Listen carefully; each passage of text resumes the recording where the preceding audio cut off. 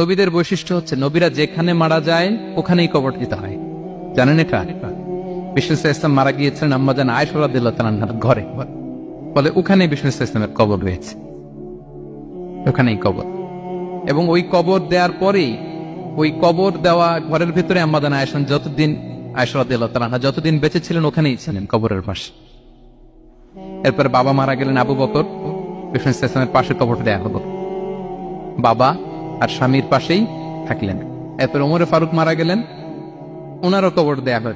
কিন্তু এখন তো আর বাবা আর স্বামীর সাথে পর্দা নাই, ওমরে ফারুকের সাথে তো পর্দা আছে। তো তখন তিনি ঘরটা হয়ে গেছে ছোট, তিনটা কবরে অনেক জায়গা স্পেস নিয়ে গেছে। এখন অল্প একটু জায়গা পর্দা টাঙিয়ে দিলেন ওমরে ফারুকের সাথে পর্দা হিসেবে, ছোট্ট একটা জায়গায় যতদিন বেঁচে ছিলেন ওখানটাতেই ছিলেন। ওমরে ফারুক যখন আমিরুল মুমিনিন খলিফা, তখন ছেলে আব্দুল্লাহকে পাঠিয়েছিলেন যে যাও একটা অনুমতি আগে থেকে নিয়ে রাখো আম্মাজান আয়েশার কাছ থেকে, যেহেতু ঘরটা ওনার, ওনাকে